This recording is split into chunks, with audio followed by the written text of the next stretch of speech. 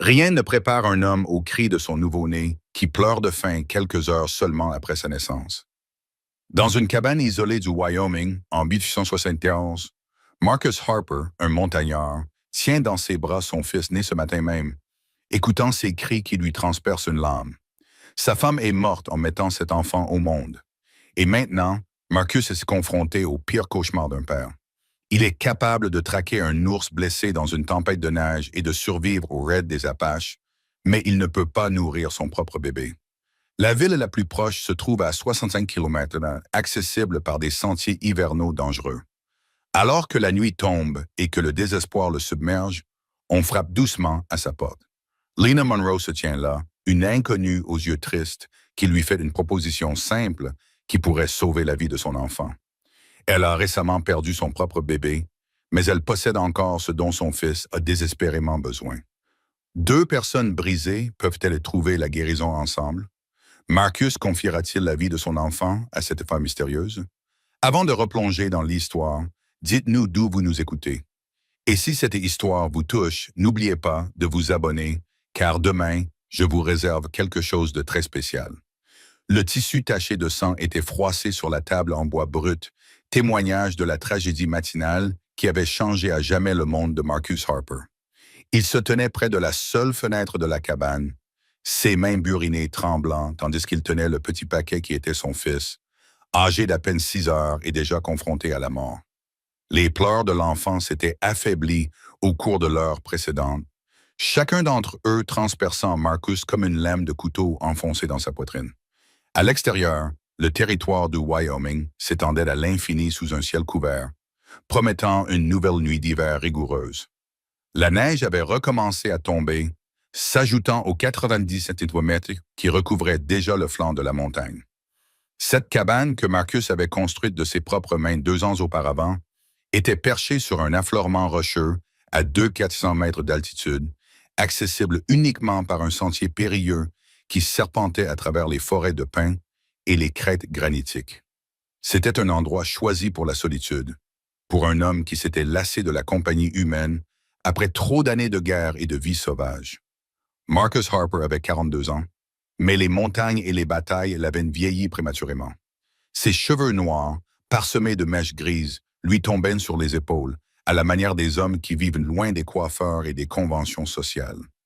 Des raies profondes sillonnaient son visage autour de ses yeux couleur d'acier hivernal, des yeux qui avaient vu le carnage de Shiloh, suivi les guerriers Comanches à travers les plaines du Texas et guidé des convois de chariots à travers des territoires hostiles. Ses mains, marquées par d'innombrables rencontres avec des animaux sauvages et des hommes encore plus sauvages, avaient autrefois été assez fermes pour abattre un élan à 300 mètres. À présent, elle tremblait tandis qu'il tentait de réconforter son enfant mourant. La médaille ternie de la cavalerie reposait sur la cheminée en pierre, captant la lumière vacillante de la lampe à huile. C'était tout ce qui restait du capitaine Marcus Harper, ancien membre de la 2e cavalerie du Colorado, un homme qui s'était distingué pendant la guerre civile et avait ensuite servi comme éclaireur territorial. Ce Marcus était mort lentement, au fil des ans, usé par trop de violence et trop de nuits solitaires. À sa place se tenait désormais un montagnard qui ne souhaitait rien d'autre que d'être laissé seul avec ses souvenirs et sa culpabilité. Mais Anna avait tout changé. Anna Whitfield était arrivée dans le territoire 3 ans plus tôt avec son père, un pasteur déterminé à apporter la civilisation aux colonies frontalières. Elle possédait une force tranquille qui rappelait à Marcus les hautes terres elles-mêmes, belle, endurante et capable de surprendre un homme avec des tempêtes soudaines. Ses cheveux couleur miel reflétaient la lumière du soleil comme de l'or filé, et ses yeux verts avaient une profondeur qui trahissait son intelligence et sa compassion. Là où d'autres femmes n'auraient vu qu'un montagnard bourru, Anna avait en quelque sorte entrevu le soldat blessé qui se cachait derrière. Leur idylle avait été brève mais intense, menée à travers des moments volés lorsque Marcus descendait à cheval dans la vallée pour s'approvisionner. Anna trouvait des excuses pour passer devant le magasin général lorsqu'elle savait qu'il s'y trouvait, et Marcus s'attardait plus longtemps que nécessaire, attiré par son rire doux et la façon dont elle l'écoutait lorsqu'il parlait des hautes terres qu'il aimait. Lorsque son père avait finalement donné sa bénédiction, Marcus avait eu l'impression qu'on lui accordait une seconde chance dans la vie. La cabane portait partout les traces de la présence d'Anna. Les joyeux rideaux jaunes qu'elle avait cousus étaient toujours suspendus aux fenêtres, leur tissu lumineux contrastant fortement avec la fonctionnalité masculine de tout le reste. Son fauteuil à bascule était placé près de la cheminée. Les coussins qu'elle avait brodés de motifs de fleurs sauvages conservaient encore le parfum léger de lavande des sachets qu'elle avait glissés à l'intérieur. Sur l'étagère au-dessus de leur lit conjugal, désormais transformé en lit de mort, se trouvait la petite collection de livres qu'elle avait apportés de la maison de son père. Les sonnettes de Shakespeare, un volume des essais d'Emerson et la Bible reliée en cuir qui avait appartenu à sa grand-mère. Le panier à couture se trouvait toujours dans le coin où elle l'avait laissé 3 jours auparavant, les aiguilles et le fil éparpillés autour des vêtements de bébé à moitié terminés qui serviraient désormais de petits linceuls. Marcus l'avait trouvé là ce matin-là, effondré à côté du panier, alors que les contractions avaient commencé plus tôt que prévu. Le temps qu'il aille chercher la sage-femme à la colonie, il était trop tard. Le bébé était né dans un flot de sang et de douleur, et Anna avait murmuré son nom une fois avant que ses yeux ne se ferment à jamais. À présent, Marcus arpentait les limites de la cabane d'une seule pièce comme un loup en cage, les cris de son fils devenant de plus en plus désespérés à chaque minute qui passait. Il avait essayé tout ce qui lui venait à l'esprit, trempant un chiffon dans de l'eau sucrée avec du sirop d'érable, essayant de nourrir le bébé avec des gouttes de lait chaud provenant de leur chèvre, essayant même de le persuader de sucer son propre doigt. Rien ne fonctionnait. L'enfant avait besoin de ce que seule une femme pouvait lui fournir, et Anna était désormais incapable d'aider qui que ce soit. Le village le plus proche se trouvait à 65 km en bas de la montagne, au bout de sentiers qui seraient dangereux même par beau temps. Avec la neige qui tombait sans discontinuer et la nuit qui approchait, tenter ce voyage serait suicidaire. Même si Marcus parvenait à passer la nuit, le bébé serait mort bien avant le matin. La cruelle mathématique de la vie à la frontière n'offrait aucune solution, seulement la sombre certitude qu'il était sur le point de perdre le dernier morceau d'Anna qui lui restait. Marcus s'effondra dans le fauteuil à bascule d'Anna, berçant son fils contre sa poitrine. Les pleurs du bébé s'étaient transformés en faibles gémissements qui semblaient encore pires que les cris précédents. Par la fenêtre, il pouvait voir la tombe d'Anna, un monticule de pierre qu'il avait empilé avec une efficacité machinale pendant que le bébé dormait brièvement dans l'après-midi. Il avait voulu creuser une tombe convenable, mais le sol était déjà gelé et il n'avait pas eu le temps. « Je suis désolé, mon petit, » murmura-t-il à son fils. « Je ne sais pas comment te sauver. Je ne sais pas comment être ce dont tu as besoin. » Les mots restèrent suspendus dans l'air comme une prière ou une confession. Marcus avait survécu à 2 décennies de violence et de difficultés grâce à sa force et à son habileté. Mais toute son expérience ne servait à rien face aux besoins fondamentaux d'un nourrisson. Il repensa aux mains douces d'Anna, à la façon naturelle dont elle avait caressé son ventre rond pendant ces mois précieux où ils avaient préparé l'arrivée de cet enfant. Elle aurait su quoi faire, elle aurait été la mère que ce bébé méritait, comme si son désespoir l'avait invoqué. Un bruit parvint à ses oreilles, ce qui semblait impossible dans cet endroit isolé. Le léger cognement des jointures contre le bois. Marcus leva la tête, certain qu'il avait imaginé ce bruit. Mais le bruit se reproduisit, délibéré et patient, couvrant les pleurs du bébé et le murmure de la neige qui tombait. Quelqu'un se tenait devant sa porte. Marcus se leva lentement, son fils toujours blotti dans ses bras. Son fusil était appuyé contre le mur à côté de la porte, chargé et prêt comme toujours, mais quelque chose dans la douceur de ses coups retint sa main. À travers le bois épais, il n'entendait rien. Pas de bruit de sabots de chevaux, pas de voix, pas de bruit de visiteurs multiples, juste le silence et la neige qui continuaient de tomber. Lorsqu'il ouvrit la porte, le spectacle qui s'offrit à lui semblait sortir d'un rêve fiévreux. Une femme se tenait sur le seuil. La neige saupoudrait son manteau de laine sombre et le simple bonnet brun qui encadrait son visage. Elle avait peut-être 30 ans, avec des cheveux bouclés qui reflétaient la lumière de la lampe et des yeux de la couleur des feuilles d'automne. Son visage portait les traces particulières d'un chagrin récent, et ses mains, Marcus remarqua d'abord ses mains, étaient croisées de manière protectrice sur sa poitrine, dans un geste qui exprimait la perte et le vide. « Monsieur Harper, dit-elle d'une voix douce mais ferme, avec le léger accent musical de quelqu'un qui a grandi dans les colonies de l'Est. J'ai entendu votre bébé pleurer. Je me demandais si je pouvais vous aider. Marcus la regarda, sans voix, dans la lumière vacillante de sa cabane. Elle semblait presque éthérée, comme si les esprits de la montagne avaient pris pitié de son désespoir et lui avaient envoyé un ange. Mais la neige sur son manteau était bien réelle, et la tristesse dans ses yeux était bien humaine. « Qui êtes-vous » parvint-il à demander, la voix empreinte d'heures de frustration impuissante. « Je m'appelle Lena Monroe », répondit-elle en baissant les yeux vers le paquet dans ses bras. « J'ai perdu mon propre enfant il y a 3 semaines, mais j'ai toujours ce dont le vôtre a besoin. Puis-je entrer? » Marcus recula sans un mot, et Lena Monroe franchit le seuil de sa cabane, apportant avec elle la promesse du salut et le mystère de la façon dont elle avait trouvé le chemin de sa porte au milieu d'une tempête de neige, à 40 mètres du voisin le plus proche. Lena Monroe se tenait juste à l'entrée. La neige fondait de son manteau sur le sol en bois brut. À la lumière de la lampe, Marcus pouvait voir l'épuisement gravé sur ses traits, cette fatigue particulière qui vient du chagrin que l'on porte comme un poids sur la poitrine. Son regard passa de son visage au bébé dans ses bras, et quelque chose y vacilla, un mélange de douleur et d'instinct maternel qui transcendait les mots. « Comment avez-vous trouvé cet endroit ?» demanda Marcus, qui avait encore du mal à croire qu'elle était réelle. Sa cabane était située loin de tout sentier balisé, cachée parmi les pins, où seul le plus expérimenté des bûcherons pouvait la trouver. « Je marche depuis l'aube », répondit Lena doucement, en défaisant sa cape avec des gestes délibérés. « J'ai entendu des pleurs dans le vent et j'ai suivi le son. Parfois, le chagrin nous pousse à faire des choses qui semblent impossibles, dit-elle en marquant une pause, ses doigts s'affairant sur le simple fermoir de sa cape.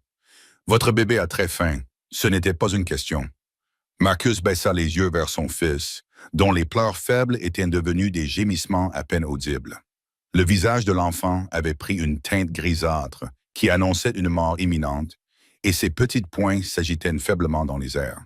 « Sa mère est morte ce matin », dit Marcus. Les mots lui semblaient être des pierres dans sa gorge. « Je ne sais pas comment. Je ne peux pas. »« Comment s'appelait-elle » demanda Lena doucement, en accrochant sa cape au crochet près de la porte. « Anna Harper. » Le nom sortit comme une prière. Lena hocha la tête, la compréhension passant entre eux sans besoin d'explications supplémentaires. Elle s'approcha lentement, ses mouvements prudents et non menaçants. « Puis-je le voir ?» Marcus hésita. Son instinct lui disait de protéger son enfant, de ne confier à personne ce précieux fardeau. Mais la respiration du bébé était devenue superficielle, et le désespoir l'emporta sur la prudence. Il s'approcha de Lena, lui permettant de regarder son fils. « Il est magnifique », murmura-t-elle. Et Marcus entendit une émotion sincère dans sa voix. « Comment allez-vous l'appeler ?»« Samuel », répondit Marcus. « Comme mon père, Samuel. » Lena prononça le nom doucement, comme pour tester sa sonorité. Un nom fort et beau, elle leva les yeux vers le visage de Marcus, et il vit de la détermination derrière la tristesse. « Monsieur Harper, je dois vous parler de ma propre perte avant d'aller plus loin. » Marcus attendit, sentant que ce qu'elle s'apprêtait à révéler allait tout changer. « Il y a 3 semaines, j'ai enterré ma fille, » continua Lena, la voix ferme malgré la douleur dans ses yeux. Elle était née en bonne santé, mais elle avait attrapé une fièvre et était morte en quelques jours. Mon mari était déjà décédé de la même maladie qui l'avait emporté. Elle fit une pause, sa main se posant inconsciemment sur son cœur. « J'ai toujours ce dont votre fils a besoin, mais je veux que vous compreniez qu'il ne s'agit pas de charité. L'aider pourrait m'aider à guérir. » La simple honnêteté de ces mots transperça les défenses de Marcus comme une lame transperce le cuir. Voici une autre âme aussi blessée que la sienne, offrant le salut non par pitié, mais par besoin mutuel. « Où se trouve votre ferme » demanda Marcus. « Elle n'existe plus » répondit simplement Lena. « Elle a été incendiée par des pillards 2 jours après que je les ai enterrés tous les 2. Je n'ai plus rien d'autre que ce que je porte. » Elle désigna un petit sac posé près de la porte, à peine assez grand pour contenir des vêtements de rechange et quelques effets personnels. Marcus scruta son visage, lisant la vérité dans son expression. La frontière était déjà assez dure pour les veuves qui avaient une famille et des ressources. Une femme seule et sans rien était confrontée à des difficultés insurmontables. Pourtant, quelque chose dans l'attitude de Lena Monroe suggérait d'une force sous son chagrin. une détermination qui lui rappelait la résilience tranquille d'Anna. La respiration de Samuel s'accéléra, ramenant leur attention sur la crise immédiate. Les lèvres du bébé avaient pris une teinte bleutée et ses mouvements étaient devenus apathiques. « Il ne lui reste plus beaucoup de temps, dit Lena doucement. « Que voulez-vous que je fasse ?» demanda Marcus, la question lui échappant avant qu'il n'ait pu en mesurer les implications. Lena jeta un coup d'œil autour de la cabane, remarquant la simplicité masculine du mobilier. Un peu d'intimité pendant quelques minutes, et peut-être quelque chose de chaud à boire après, Marcus acquiesça d'un signe de tête. Il porta Samuel jusqu'au lit où Anna était morte quelques heures auparavant, déposant doucement son fils sur la couverture matelassée. « Je serai dehors, » dit-il. « Appelez-moi si vous avez besoin de quoi que ce soit, Monsieur Harper. » La voix de Lena l'arrêta à la porte. « Cela change les choses entre nous. Je veux que vous le sachiez. » Marcus croisa son regard. « Comment cela? Une femme qui allait un enfant tisse un lien. Ce n'est pas quelque chose à prendre à la légère. » Ses doigts tripotaient nerveusement la simple alliance en or qu'elle portait toujours à la main gauche. Marcus comprit qu'il s'agissait de son alliance, le vestige de son amour perdu. « Je ne pourrais pas simplement m'en aller après cela. » Le poids de ces mots s'abattit sur Marcus comme une lourde couverture. Il demandait à cet inconnu de sauver la vie de son enfant, mais ce faisant, il s'attachait à elle d'une manière qu'il ne pouvait pas pleinement comprendre. Pourtant, alors que la respiration de Samuel devenait de plus en plus difficile, le choix devint simple. « Sauvez mon fils, » dit Marcus doucement. « Nous verrons le reste plus tard. » Dehors, la neige continuait de tomber en gros flocons paresseux qui étouffaient tous les sons, sauf le murmure du vent dans les branches des pins. Marcus se tenait sous son porche couvert, regardant la tombe d'Anna tout en essayant de comprendre ce qui se passait à l'intérieur de sa cabane. Une inconnue s'occupait de son enfant avec une intimité qui aurait dû appartenir à Anna. Le caractère inapproprié de la situation rivalisait avec sa gratitude désespérée. De l'intérieur venait le son béni des pleurs de Samuel. Plus fort maintenant, nourri par l'espoir plutôt que par le désespoir. Marcus ferma les yeux et sentit quelque chose de serré dans sa poitrine commencer à se relâcher. Son fils allait vivre. Quoi qu'il arrive, Samuel verrait le lendemain. Lorsque Lena le rappela à l'intérieur, Marcus la trouva assise dans le fauteuil à bascule d'Anna, Samuel blotti contre sa poitrine. La couleur du bébé s'était déjà améliorée et ses mouvements avaient retrouvé leur vigueur de nouveau-né. Lena leva les yeux lorsque Marcus entra et il vit des larmes sur ses joues. « Il est fort, » dit-elle simplement. « Comme son père, j'imagine. » Marcus s'approcha lentement, submergé par la vue de son fils qui tétait paisiblement. « Merci, » dit-il, les mots étant insuffisants, mais sincères. « Je ne sais pas comment vous remercier. » « Ne le faites pas, » l'interrompit Lena doucement. « Cela m'aide aussi plus que vous ne pouvez l'imaginer. » Elle ajusta la position de Samuel avec des gestes expérimentés. « Mais nous devons parler de la suite. » Marcus s'assit dans le fauteuil en face d'elle, soudain conscient de l'impression que devait donner cette scène. Un homme et une femme qui étaient des étrangers quelques heures auparavant, désormais liés par l'acte le plus intime qui soit, celui de donner la vie. « La tempête s'intensifie, » fit remarquer Marcus. « Vous ne pourrez pas voyager ce soir. »« Je n'en avais pas l'intention, » répondit Lena. « Samuel aura besoin d'être nourri régulièrement pendant plusieurs semaines, tous les jours au début. » Elle le regarda droit dans les yeux. « Je n'ai nulle part où aller, Monsieur Harper. Si vous m'acceptez, j'aimerais rester jusqu'à ce qu'il puisse se débrouiller sans moi. » L'offre resta suspendue entre eux comme un pont au-dessus d'un gouffre infranchissable. Marcus pensa au long hiver qui l'attendait, à l'idée de devoir s'occuper seul d'un nourrisson tout en pleurant sa femme. Il pensa à Lena Monroe marchant dans une tempête de neige avec pour seul bagage les vêtements qu'elle portait et le lait destiné à son propre enfant mort. « Appelez-moi Marcus, » dit-il finalement. « Et oui, je vous serai reconnaissant de votre aide. » Lena sourit alors, le premier sourire sincère qu'il lui ait vu, et Marcus sentit quelque chose changer dans l'atmosphère de la cabane. L'espace qui avait été défini par la mort et la perte offrait désormais la possibilité de la vie et de la guérison. « Il y a encore une chose, » dit Lena d'une voix empreinte de formalité. « Je vais devoir dormir près du bébé pendant les premiers jours, au cas où il aurait besoin d'être nourri pendant la nuit. » Marcus acquiesça, prenant cette nécessité pratique, même si cela soulignait l'étrange intimité de leur arrangement. « Vous pouvez prendre le lit, je me contenterai du sol, cela ne me semble pas très juste. » C'est décidé, dit Marcus fermement. Vous sauvez la vie de mon fils. Le moins que je puisse faire est de vous offrir un peu de confort. Dehors, le vent se leva, faisant claquer les volets et leur rappelant à tous deux la tempête qui les avait réunis. Comme s'il répondait à ce bruit, Samuel émit un petit gémissement de satisfaction contre la poitrine de Lena, et les deux adultes le regardèrent avec une sorte d'émerveillement. « Dans quoi nous sommes-nous embarqués ?» demanda Lena à voix basse. Marcus réfléchit sérieusement à la question. « Je ne sais pas, admit-il, mais je suis reconnaissant que nous ne soyons pas seuls pour y faire face. » L'aube apporta un silence cristallin dans les hautes terres. La tempête s'était calmée pendant la nuit. Marcus se réveilla d'un sommeil agité sur le sol, près de la cheminée, et découvrit la pâle lumière du soleil filtrant à travers les rideaux jaunes qu'Anna avait cousus. Pendant un instant, il oublia, s'attendant à voir les cheveux blonds de sa femme étalés sur l'oreiller, sa douce respiration étant le seul bruit dans la cabane. Au lieu de cela, il trouva Lena Monroe assise dans le lit, berçant Samuel contre sa poitrine, tandis que le bébé tétait tranquillement. Elle avait découvert le panier de couture d'Anna pendant la nuit. Le panier en osier était posé à côté d'elle sur la couverture, son contenu soigneusement disposé sur la couette qu'Anna n'avait jamais terminée. De minuscules robes en coton blanc doux, chacune cousue avec amour par des mains qui ne tiendraient jamais l'enfant qu'elles étaient destinées à habiller. De délicates chaussons pas plus grands que le pouce de Marcus. Un petit bonnet décoré de roses brodées qu'Anna avait confectionné pendant les longues soirées d'hiver, fredonnant doucement tandis que son aiguille reflétait la lumière du feu. « J'espère que cela ne vous dérange pas, » dit Lena doucement, remarquant l'attention que Marcus portait au panier. « Je l'ai entendu bouger et j'ai trouvé cela en cherchant quelque chose de chaud pour l'envelopper. » Marcus s'assit lentement, son dos protestant, après avoir passé la nuit sur le sol dur. La vue de ses vêtements de bébé, le dernier cadeau d'Anna à leur fils, lui fit ressentir une nouvelle vague de chagrin. Il les avait complètement oubliés dans le chaos de la veille.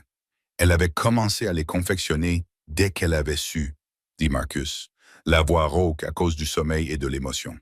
Elle passait chaque minute de son temps libre à travailler sur quelque chose pour le bébé. Elle disait qu'elle voulait que tout soit parfait pour son arrivée. Les doigts de Lena suivirent les délicates coutures de l'une des robes, avec une grande révérence. Elle était une couturière talentueuse. C'est un travail magnifique.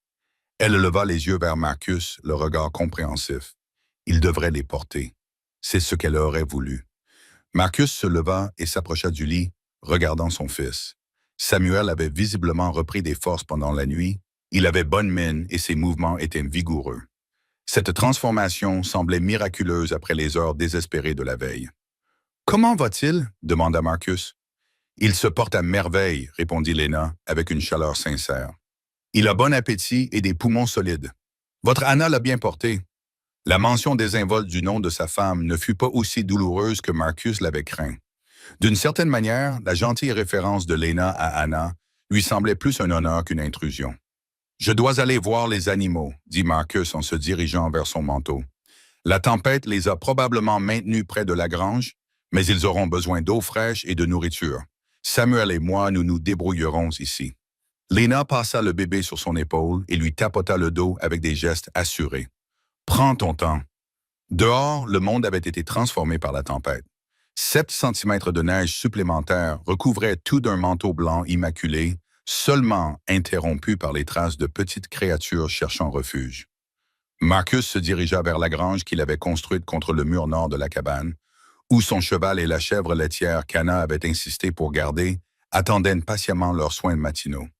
Les tâches routinières de la vie à la frontière, casser la glace sur l'abreuvoir, fourcher le foin, vérifier les dégâts causés par la tempête, donnaient à Marcus le temps de réfléchir. En l'espace de 12 heures, son monde avait été bouleversé à 2 reprises. D'abord par la mort d'Anna et le besoin désespéré de Samuel, puis par l'arrivée impossible de Lena Monroe. À présent, une étrangère s'occupait de son enfant dans le lit de sa femme décédée, utilisant les vêtements qu'Anna avait cousus de ses propres mains. Cela aurait dû le contrarier comme une selle mal ajustée, mais Marcus se sentait au contraire reconnaissant au-delà des mots. Samuel était vivant. Ce simple fait l'emportait sur toute autre considération. Lorsqu'il retourna à la cabane, il trouva Lena, qui avait habillé Samuel d'une des robes faites main par Anna, et l'avait enveloppé dans une couverture douce. Elle était assise près de la fenêtre, tenant le bébé pendant qu'il dormait, le visage paisible dans la lumière du matin. « Vous êtes seul ici depuis longtemps, dit-elle sans lever les yeux.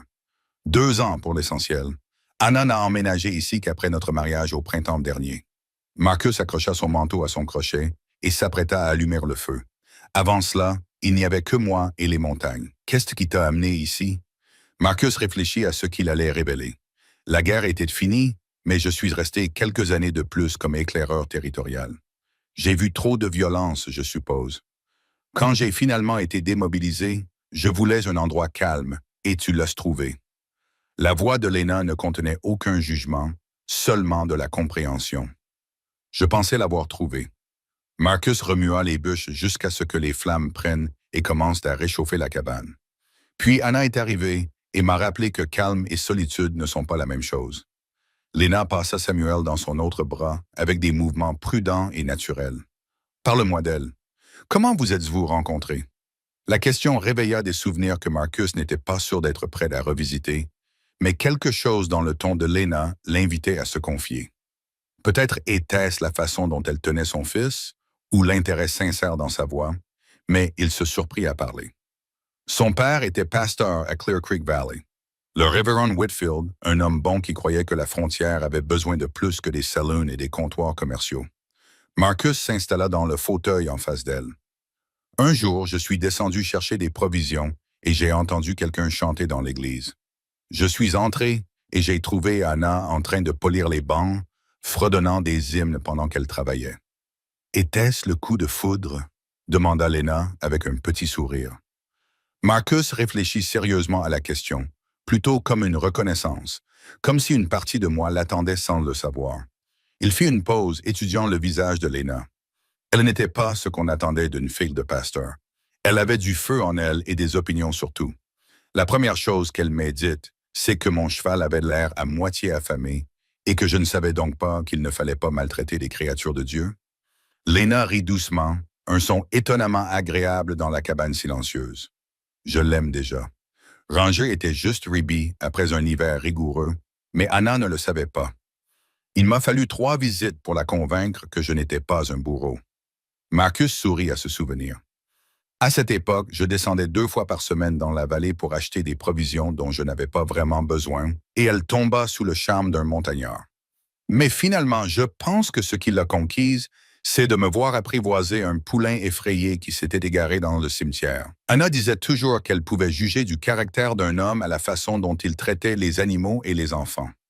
Samuel remua dans les bras de Lena, émettant de doux sons de bébé qui attirèrent leur attention à tous les deux.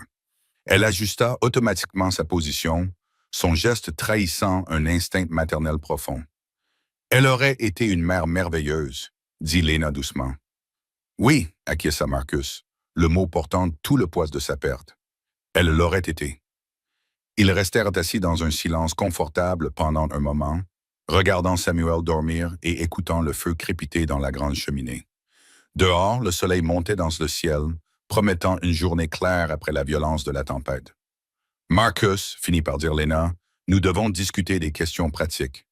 La nourriture, les provisions, les couchages. Si je reste un certain temps, tu resteras aussi longtemps que Samuel aura besoin de toi, » l'interrompit Marcus. « Plus longtemps, si tu le souhaites. Cette cabane est assez grande pour 3 personnes, et l'hiver sera long et rude. J'apprécierai ta compagnie. » Lena croisa son regard. Quelque chose d'indéchiffrable passa sur son visage. « Tu es sûr? Accueillir un étranger chez toi pour qu'il s'occupe de ton enfant, ce n'est pas une mince affaire. Tu n'es plus un étranger, » répondit Marcus avec une conviction tranquille. « Quelqu'un qui traverse une tempête de neige pour aider un bébé mourant n'est pas un étranger. Tu es... » Il s'interrompit, cherchant les mots justes. « Tu es l'ange gardien de Samuel. Anna te remercierait si elle le pouvait. » Les larmes montèrent aux yeux de Lena, mais elle sourit malgré tout. « Alors je resterai pour Samuel, et peut-être pour nous deux. » 3 jours passèrent dans un rythme qui surprit Marcus par son naturel. Chaque matin, il se réveillait et trouvait Lena déjà occupée à s'occuper de Samuel, son livre de prière usé ouvert à côté d'elle sur le lit. La Bible reliée en cuir avait été lue d'innombrables fois, Ces pages étaient molles à force d'avoir été manipulées et marquées de fleurs sauvages pressées qui témoignaient d'une époque plus heureuse. Entre ces pages, Marcus avait aperçu des violettes séchées et des castillejas, des fleurs qui poussaient dans les vallées en contrebas, pas dans ces hautes montagnes. La Bible de ma grand-mère, avait expliqué Lena lorsqu'elle avait remarqué sa curiosité. Elle pressait ses fleurs quand j'étais petite, m'enseignant la beauté de Dieu dans les petites choses. Je la porte depuis, enfin, depuis que j'ai dû tout laisser derrière moi. Ce livre représentait plus que la foi pour Lena. Il était son lien avec sa famille, avec la vie qu'elle avait connue avant que la perte ne lui enlève tout. Marcus la trouvait souvent en train de le lire dans le calme, les lèvres bougeant silencieusement, tandis qu'elle parcourait des versets familiers. Parfois, elle lisait à haute voix à Samuel, sa voix douce et mélodieuse récitant les psaumes ou prononçant les mots apaisants des évangiles. Ce matin-là, Marcus revint de ses tâches et trouva Lena assise près du feu. Samuel blotti dans un bras, elle lisait les pages usées. « Le Seigneur est mon berger, je ne manquerai de rien », récita-t-elle doucement. « Il me fait reposer dans de verts pâturages. » « Je connais celle-là, » l'interrompit Marcus doucement, s'installant dans le fauteuil en face d'elle. « Ma mère me la lisait quand les orages m'effrayaient quand j'étais enfant. » Lena leva les yeux, surprise. « Tu connais les Écritures. » Un aumônier de l'armée s'assurait que nous connaissions tous les passages importants avant les batailles. Marcus remua les braises dans la cheminée, envoyant des étincelles dans la cheminée. Je dois avouer que j'ai eu du mal à garder la foi après avoir vu ce que les hommes s'infligent les uns aux autres en temps de guerre. Et pourtant, tu as survécu. C'est un miracle en soi. Marcus réfléchit à ces paroles. Anna disait la même chose. Elle disait, « Peut-être ai-je survécu à toute cette violence pour pouvoir trouver la paix ici, dans les montagnes. » Elle semble être une femme sage. Elle était saine, gentille et patiente, avec le caractère bien trempé d'un vieux soldat. Marcus regarda les petits doigts de Samuel s'agripper au bord du châle de Lena. « Parlez-moi de votre mari. Comment était-il? » Lena prit un air pensif, mais sans la douleur qui transparaissait dans les conversations précédentes. David était instituteur avant notre mariage. Il était doux, attentionné, le genre d'homme capable d'expliquer les mathématiques à un enfant têtu ou de convaincre un cheval effrayé de lui faire confiance. Il rêvait de créer une véritable école à la frontière, avec des livres, des cartes et peut-être même un piano un jour. Comment vous êtes-vous rencontrés? Il est venu dans notre ville pour enseigner dans l'école à classe unique. J'aidais mon père à tenir les comptes de son magasin lorsque David est entré, à la recherche d'un logement et complètement dépassé par la vie à la frontière. Lena sourit à ce souvenir. Il n'était jamais allé plus à l'ouest que Philadelphie, mais il était déterminé à apporter l'éducation là où elle faisait défaut. Marcus entendit l'affection dans sa voix, débarrassé du chagrin accablant qui avait marqué sa première nuit dans sa cabane. Vous l'avez aidé à s'adapter à la vie à la frontière. J'ai essayé, je lui ai appris à monter à cheval correctement, je lui ai montré quelles plantes étaient comestibles, je l'ai aidé à comprendre le rythme d'une communauté frontalière. Lena passa Samuel sur son épaule et lui tapota doucement le dos. Il apprenait vite, mais son côté citadin m'inquiétait. Lorsque nous avons décidé de nous installer sur nos propres terres, je savais que ce serait difficile pour lui, mais il voulait l'essayer. Oh oui! David croyait que l'éducation pouvait civiliser la frontière, et il voulait que nos enfants grandissent dans un endroit où l'apprentissage était valorisé. La voix de Lena s'adoucit. Nous allions l'appeler Catherine, comme ma grand-mère. Elle a vécu 2 jours. Marcus ressentit le poids familier d'une perte partagée. Je suis désolé. La fièvre a d'abord emporté David, puis notre bébé. Je pense que mon lait s'est tari à cause du chagrin et de l'épuisement avant qu'elle... Lena s'interrompit, incapable de finir sa phrase. Pourtant, tu avais encore du lait pour Samuel. Le corps humain est étrange. Parfois, ils guérissent d'une manière que le cœur n'a pas encore réussi à faire. Lena baissa les yeux vers Samuel, qui s'était endormi contre son épaule. Prendre soin de lui m'aide à me souvenir de ce que l'on ressent lorsqu'on nourrit la vie au lieu de pleurer la mort. Marcus observa son visage, remarquant à quel point ses traits s'étaient adoucis au cours des derniers jours. Les contours nets du chagrin récent étaient toujours là, mais ils semblaient moins tranchants maintenant, lissés par le simple rythme des soins prodigués à un nourrisson. « J'ai réfléchi, » dit Marcus avec précaution, « à l'hiver et à ce qui se passera lorsque la neige sera trop épaisse pour voyager. Nous serons bloqués par la neige jusqu'au printemps. Lena acquiesça.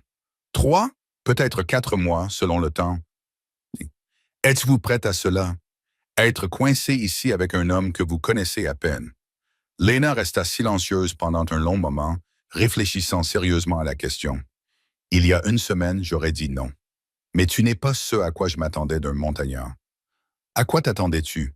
À quelqu'un de grossier, peut-être? De violent? Les hommes qui vivent seuls dans la nature sauvage deviennent souvent étranges? Lena le regarda droit dans les yeux.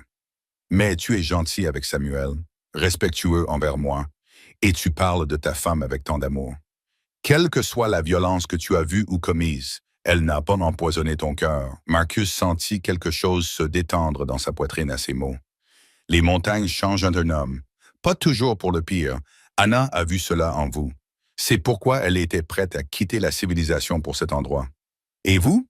Que voyez-vous? Lena réfléchit à la question tandis que Samuel dormait paisiblement dans ses bras. Je vois un homme qui porte son chagrin comme je porte le mien, lourd mais pas brisé par lui. Je vois quelqu'un qui sait survivre seul, mais qui se souvient comment prendre soin des autres. Elle fit une pause, choisissant ses mots avec soin. Je vois quelqu'un en qui je pourrais avoir confiance pendant un long hiver. Cette confession resta suspendue entre eux, chargée de sous-entendus. Aucun des deux n'était prêt à l'explorer pleinement. Dehors, le vent soufflait dans les branches des pins, promettant de nouvelles chutes de neige. Il y a autre chose dont nous devons discuter, dit Marcus, les arrangements pour dormir. Le sol est inconfortable et tu as besoin de te reposer correctement si tu t'occupes de Samuel. Je ne peux pas prendre ton lit indéfiniment. Le lit est assez grand pour 2 avec le bébé entre nous, dit Marcus doucement. C'est pratique, rien de plus. Samuel a besoin d'être nourri pendant la nuit et tu ne devrais pas avoir à te lever d'un sol froid pour t'occuper de lui. Lena scruta son visage, y lisant la sincérité. Tu es sûr que ce ne serait pas inconvenant? Nous sommes 2 adultes qui essayons de garder un bébé en vie pendant l'hiver. La bienséance est un luxe que nous ne pouvons pas nous permettre, dit Marcus en se levant pour ajouter une autre bûche dans le feu. De plus, Anna me hanterait si je te laissais dormir par terre pendant que tu t'occupes de son fils. Lena rit doucement à ces mots. Le son réchauffa la cabane plus que la lumière du feu. Alors j'accepte, pour le bien de Samuel. Pour le bien de Samuel, acquiesça Marcus, bien qu'ils comprenaient tous les deux que cet arrangement signifiait plus qu'une simple question de praticité.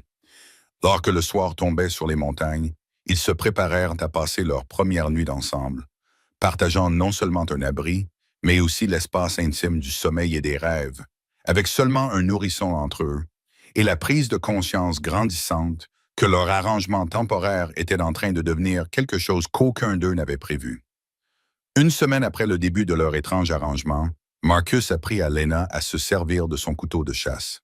La lame avait appartenu à son père et avait été transmise à travers 2 générations d'hommes, Harper, qui avaient sculpté leur vie dans une nature sauvage impitoyable. Son acier était noirci par le temps et un entretien minutieux, et son manche en os était usé par d'innombrables mains. Marcus avait appris à en maîtriser le poids et l'équilibre lorsqu'il était enfant, et il lui avait sauvé la vie plus d'une fois pendant ses années de scout. Ne le tiens jamais comme un couteau de cuisine, lui avait enseigné Marcus, guidant les doigts de Lena le long du manche alors qu'il se tenait devant la cabane dans l'air vif du matin. Samuel dormait dans un berceau en bois que Marcus avait construit à la hâte, placé à un endroit où il pouvait le surveiller pendant qu'il s'entraînait. La frontière ne laisse aucune seconde chance aux techniques approximatives. Lena ajusta sa prise selon ses conseils, concentrée au maximum. C'est mieux comme ça. Maintenant, ce n'est plus seulement une arme, c'est un outil de survie. Pour couper, allumer un feu, préparer la nourriture, dépecer le gibier et même creuser si nécessaire. Marcus lui montra la bonne posture, ses mouvements économes et précis. Ici, ce couteau pouvait faire la différence entre la vie et la mort. La leçon était née d'une nécessité pratique. 2 jours plus tôt, alors que Marcus vérifie, yaïd ses pièges, un ours noir s'était aventuré dans la clairière autour de la cabane. Lena étendait le linge sur la corde à linge, Samuel était dans son berceau à proximité lorsqu'elle remarqua l'énorme animal fouillant dans les restes de la pile de bois de Marcus. Elle s'était figée, se souvenant des histoires de David sur les attaques d'ours contre les fermiers, sachant que courir ne ferait que déclencher l'instinct prédateur de l'animal. Lorsque Marcus revint 1 heure plus tard, il trouva Lena assise, parfaitement immobile, sur les marches du porche, le fusil chargé sur les genoux, les yeux fixés sur la forêt où l'ours avait fini par disparaître. Son sang-froid l'avait impressionné, mais il avait également mis en évidence sa vulnérabilité. Si quelque chose lui arrivait pendant le long hiver qui s'annonçait, elle aurait besoin de tous les atouts possibles pour se protéger, elle et Samuel. « À ton tour, dit Marcus en reculant. Montre-moi comment tu te défends en cas de menace. » Lena reproduisit les mouvements qu'il lui avait enseignés, sa technique s'améliorant à force de pratique. Elle était naturellement gracieuse, et ses mouvements avaient la qualité délibérée de quelqu'un qui comprenait que l'apprentissage de ses compétences pourrait lui sauver la vie. « Bien, approuva Marcus, tu commences à prendre le coup. La plupart des gens essaient de s'en sortir à la force du poignet, mais la technique est plus importante que la force. »« David ne m'a jamais enseigné cela, » dit Lena en baissant le couteau. Il croyait que la civilisation arriverait assez rapidement à la frontière pour que de telles compétences ne soient pas nécessaires. David était optimiste. Oui, il l'était. Parfois, j'enviais cette qualité chez lui. Lena regarda l'étendue infinie de montagnes et de forêts qui les entouraient. Il voyait une école là où d'autres ne voyaient que la nature sauvage. Imagine des enfants apprenant à lire là où d'autres ne voyaient que du danger. Marcus entendit la nostalgie dans sa voix. « Tu ne partages pas son optimisme? J'aimerais bien, mais j'ai vu ce qui arrive quand l'optimisme se heurte à la réalité sans y être préparé. » Lena rangea le couteau dans son étui en cuir avec des gestes prudents. « Cet ours aurait pu nous tuer tous les deux pendant que je restais là à espérer qu'il s'en aille, mais il ne l'a pas fait. Tu as gardé la tête froide, tu es resté calme et tu as protégé Samuel. C'est plus que ce que beaucoup auraient fait. » Le berceau émit les sons doux et émouvants de Samuel, signalant la fin de leur leçon. Lena s'approcha pour voir comment il allait, son instinct maternel immédiat et sûr. Marcus la regarda soulever le bébé, remarquant à quel point elle s'était naturellement adaptée au rythme des soins qu'elle lui prodiguait. « Il grandit si vite, » murmura-t-elle en installant Samuel contre son épaule. De plus en plus fort chaque jour, Marcus ressentit une douleur familière mêlée à quelque chose de plus complexe. Samuel s'épanouissait sous les soins de Lena, mais chaque jour rapprochait également l'enfant de l'indépendance et potentiellement de la fin du besoin de Lena de rester. « Nous devrions parler de Noël, » dit Marcus, les mots sortirent plus brusquement qu'il ne l'avait prévu. Lena leva les yeux, surprise. « Noël, c'est dans moins de 2 semaines. Anna organisait toujours une fête, même assis. » Marcus fit un geste vers la cabane. « Je pensais que pour Samuel, nous devrions marquer son premier Noël d'une manière ou d'une autre. » L'idée germait dans l'esprit de Marcus depuis plusieurs jours. Anna aimait Noël avec la joie pure de quelqu'un qui trouvait un sens profond dans la promesse d'espoir et de renouveau de cette saison. Elle avait transformé leur cabane isolée en un lieu chaleureux et lumineux pendant la période la plus sombre de l'année, créant des traditions que Marcus chérissait. « Que faisiez-vous habituellement, Anna et toi ?» demanda Lena doucement. « Des petites choses. » Elle préparait des plats spéciaux avec nos provisions d'hiver, chantait des chants de Noël pendant qu'elle travaillait. Nous coupions un petit sapin dans la forêt et le décorions avec des objets qu'elle avait fabriqués. Des étoiles en papier, des guirlandes de baies, des bougies pour le réveillon de Noël. La voix de Marcus s'adoucit au souvenir. Elle disait que Noël consistait à trouver la lumière dans l'obscurité, l'espoir dans les saisons les plus difficiles. Lena passa Samuel dans son autre bras, l'air pensif. David et moi assistions généralement à la messe en ville, puis nous dînions avec d'autres familles. Des célébrations simples, mais pleines de sens. Je sais que ce ne sera pas pareil, non, mais cela ne veut pas dire que cela ne peut pas être spécial. La voix de Lena trahissait une détermination tranquille. Samuel devrait avoir des souvenirs de Noël, même s'il est trop jeune pour les comprendre maintenant. Et nous, dit-elle en marquant une pause, comme pour choisir ses mots avec soin. Nous avons tous les deux besoin de quelque chose à célébrer. Marcus se sentit envahi par un sentiment de soulagement. La perspective de passer Noël dans le deuil et le silence lui semblait insupportable. Mais il ne voulait pas présumer que Lena serait d'humeur à faire la fête si peu de temps après ses pertes. « Je pourrais chasser un gibier spécial, » proposa Marcus. « Peut-être trouver des baies d'hiver si les ours ne les ont pas toutes mangées. » et je pourrais essayer de préparer quelque chose de festif avec vos provisions. Anna a sûrement laissé des recettes, ou au moins des ingrédients qui pourraient me convenir. Les yeux de Lena s'illuminèrent d'un enthousiasme que Marcus n'avait encore jamais vu chez elle. Avez-vous du sucre? De la farine pour faire des gâteaux? Un peu. Anna veillait toujours à avoir des provisions pour cuisiner en hiver. Ils commencèrent à planifier ensemble, leur voix s'animant à mesure qu'ils discutaient des possibilités. Samuel gazouillait joyeusement entre eux. Sa présence leur rappelait la vie qu'ils nourrissaient ensemble et l'avenir qu'ils construisaient timidement.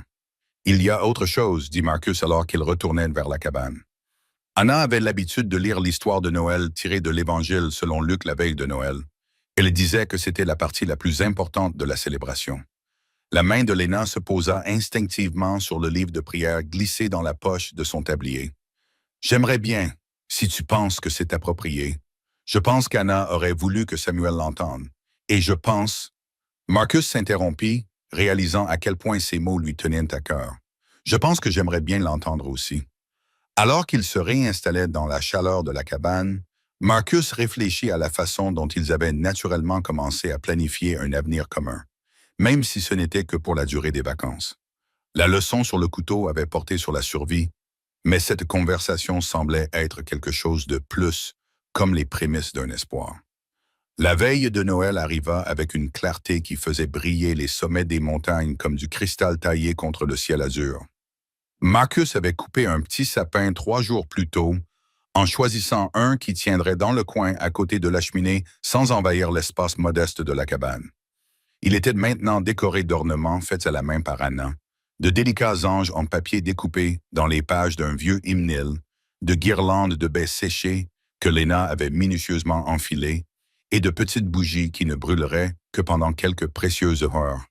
Le médaillon de Lena reflétait la lumière du feu, tandis qu'elle s'affairait dans la cabane pour les derniers préparatifs du festin de Noël. Le petit pendentif ovale contenait une photo de son défunt mari, David, et de leur fille, Catherine. Un trésor qu'elle avait sauvé des cendres de sa maison incendiée. Elle le portait toujours, la chaîne cachée sous sa robe. Mais ce soir-là, elle l'avait laissé reposer ouvertement sur sa gorge, comme pour inclure sa famille disparue dans leur célébration. « Le pain sent merveilleusement bon, » dit Marcus en revenant de ses tâches du soir et en trouvant la cabane remplie du riche arôme des pâtisseries de Lena. Elle avait découvert les réserves de fruits confits et de miel d'Anna, transformant leur simple repas d'hiver en quelque chose qui s'apparentait à un festin. « Anna a laissé de bonnes provisions, » répondit Lena en vérifiant le faitout posé sur les braises au bord de la cheminée. « J'ai trouvé son livre de recettes caché derrière le bac à fleurs. Son écriture est si soignée qu'on voit qu'elle aimait cuisiner. » Marcus s'approcha du livre de cuisine, dont les pages jaunies par l'usage étaient couvertes de l'écriture soignée d'Anna. Voir son écriture familière réveilla la douleur familière de la perte. Mais ce soir-là, c'était plutôt une douce mélancolie qu'un chagrin aigu. Elle essayait toujours de nouvelles recettes, dit Marcus en touchant l'une des pages où Anna avait pris des notes dans la marge. Elle disait que la vie était trop courte pour manger des plats de fades, même dans la nature sauvage. Samuel était allongé dans son berceau près du feu, gazouillant joyeusement, en regardant le jeu de lumière et d'ombre sur les murs de la cabane. Il avait beaucoup grandi au cours des 3 semaines qui s'étaient écoulées depuis l'arrivée de Lena. Ses joues étaient plus rondes, ses mouvements plus coordonnés, ses yeux commençaient à se fixer avec un réel intérêt sur les visages qui s'occupaient de lui. « Il va bientôt commencer à ramper », observa Lena en s'installant à côté du berceau pour ajuster ses couvertures. David disait toujours que les bébés étaient comme le printemps. Ils arrivent soudainement après une longue attente, puis changent tout plus vite que vous ne le pensez. Es-tu prête pour cela? Quand il commencera à se déplacer, se demanda sérieusement Lena. Cela signifie qu'il se développe bien. C'est ce qui compte le plus. Elle fit une pause, ses doigts traçant le bord de la couverture de Samuel. Même si j'avoue que ces moments tranquilles où il a complètement besoin de nous vont me manquer. Cette confession resta en suspens entre eux, lourde de conséquences pour l'avenir qu'aucun des deux n'avait directement abordé. À mesure que Samuel deviendrait plus indépendant, les raisons de Lena de rester diminueraient-elles? La question hantait Marcus depuis des jours. Mais ce soir-là, il l'a mis de côté pour célébrer ce qu'ils avaient construit ensemble. « J'ai quelque chose pour toi, » dit Marcus en allant chercher un paquet emballé dans son coffre à effet personnel. Ce n'est pas grand-chose, mais Marcus, tu n'avais pas besoin de faire ça. Noël a besoin de cadeaux, l'interrompit-elle doucement en lui tendant le paquet. Anna a toujours insisté là-dessus. Lena déballait le paquet avec précaution, révélant une paire de gants en cuir que Marcus avait confectionnés pendant les longues soirées où elle lisait à haute voix son livre de prière. Le cuir était souple et doux, teint en brun foncé et cousu avec un soin méticuleux. Il avait pris ses mesures en observant ses mains pendant qu'elle travaillait, notant la longueur élégante de ses doigts et la façon dont elle tenait les objets avec une grâce inconsciente. « Ils sont magnifiques », murmura Lena en les enfilant. Ils lui allaient parfaitement. Ils étaient ajustés sans être serrés, chauds sans être encombrants. « C'est toi qui les as faits? J'ai appris le travail du cuir auprès d'un vieux trappeur il y a des années. Je me suis dit que tu aurais besoin de gants adaptés pour travailler en hiver. » Marcus se sentit inhabituellement timide à propos de son cadeau. Le cuir provenait d'un cerf que j'ai chassé le mois dernier. Lena fléchit les doigts dans les gants, testant leur souplesse. C'est le cadeau le plus attentionné que j'ai reçu depuis des années. Merci. J'ai aussi quelque chose pour toi, dit-elle en se levant pour aller chercher son propre paquet soigneusement emballé. Mais j'ai bien peur que ce ne soit pas aussi pratique. Marcus déballait une petite croix en bois sculptée dans un morceau de pain et poli jusqu'à obtenir une couleur dorée chaleureuse. Le travail était simple mais élégant, les proportions parfaitement équilibrées. « J'ai trouvé le bois parmi tes restes de bois de chauffage, » expliqua Lena. « Le grain était si beau que je n'ai pas pu résister à l'envie de le travailler. David m'a appris à sculpter, il disait que c'était bon pour réfléchir à des problèmes. » Marcus fit tourner la croix entre ses mains, appréciant la finition lisse et le soin apporté aux détails. « Elle est parfaite, Anna l'aurait adorée. J'ai pensé que vous pourriez l'accrocher au-dessus du berceau de Samuel, une bénédiction pour le protéger. » Ce geste toucha Marcus plus qu'il ne pouvait l'exprimer. Lena, qui pleurait encore ses propres pertes, avait pris le temps de créer quelque chose de significatif pour son fils. Il leva les yeux et vit qu'elle l'observait avec une expression qu'il ne parvenait pas à déchiffrer. « Lena, commença-t-il, puis il s'interrompit, ne sachant pas comment exprimer ce qu'il ressentait. « Je sais, dit-elle doucement, je le ressens aussi. » Cette confession brisa la glace entre eux, libérant des mots qui s'accumulaient depuis des jours. Marcus posa la croix et s'approcha, suffisamment prêt pour voir les reflets dorés dans ses yeux bruns, suffisamment prêt pour sentir le léger parfum de lavande qui flottait dans ses cheveux. « Ce n'est pas ce à quoi nous nous attendions, » dit Marcus doucement. « Non, mais c'est ce que nous avons, » répondit Lena d'une voix à peine plus forte qu'un murmure. « Ce que nous avons construit ensemble. Je ne veux pas déshonorer la mémoire d'Anna. » « Tu ne le fais pas. L'amour ne diminue pas l'amour, Marcus. Anna t'aimait suffisamment pour vouloir que tu sois heureux. Et David, elle toucha le médaillon autour de son cou. David disait toujours que la vie était pour les vivants. Marcus tendit lentement la main, lui laissant le temps de s'écarter, et lui caressa le visage du bout des doigts. « Es-tu certaine? Je n'ai jamais été aussi certaine de quoi que ce soit. » Quand il l'embrassa, ce fut avec la tendresse de deux personnes qui avaient appris que le bonheur était fragile et précieux. Le baiser ne dura que quelques instants, mais il changea tout d'entre eux, confirmant ce qu'ils avaient tous deux ressenti grandir dans les moments de calme entre leurs tâches et leurs conversations communes. Samuel émit un petit bruit depuis son berceau, ramenant leur attention sur l'enfant qui les avait réunis. Ils se séparèrent lentement, mais restèrent suffisamment proches pour sentir la chaleur de l'autre. « Que se passe-t-il maintenant ?» demanda Lena. « Maintenant, nous allumons les bougies de Noël, » répondit Marcus, la voix calme malgré les émotions qui le traversaient. « Et nous lisons l'histoire de Noël et nous célébrons le fait que parfois, quand tout semble perdu, une nouvelle vie trouve le moyen de commencer. » Alors qu'ils allumaient les bougies sur leur petit sapin, la cabane se remplit d'une lumière dorée et chaleureuse qui semblait repousser non seulement l'obscurité extérieure, mais aussi les ombres du chagrin qu'ils portaient tous les deux. Pour la première fois depuis la mort d'Anna, Marcus ressentit quelque chose qui s'apparentait à la paix. Le pasteur itinérant arriva un mardi matin à la fin du mois de janvier, son cheval peinant dans la neige qui lui arrivait aux genoux, tandis qu'il suivait le sentier à peine visible menant à la cabane de Marcus. Le révérend Joshua Whitmore était un homme mince d'une 60aine d'années, marqué par des décennies passées à parcourir la frontière pour apporter la foi à des communautés isolées. Son arrivée aurait dû être une bénédiction. Marcus et Lena avaient discuté de mariage pendant les semaines tranquilles qui avaient suivi Noël. Leur relation s'était approfondie pour devenir quelque chose qui semblait à la fois inévitable et juste. Mais le révérend Whitmore transportait dans ses sacoches bien plus que sa Bible et la cérémonie de mariage. Madame Monroe, dit-il après les salutations et les présentations d'usage, d'une voix grave qui fit lever les yeux brusquement à Marcus et Lena. J'ai malheureusement des nouvelles troublantes concernant votre défunt mari. L'avis de recherche était jauni et froissé par le voyage, mais les mots étaient encore clairement lisibles. Recherché, mort ou vif, 500 $ de récompense. David Monroe, braquage de banque et meurtre, armé et extrêmement dangereux.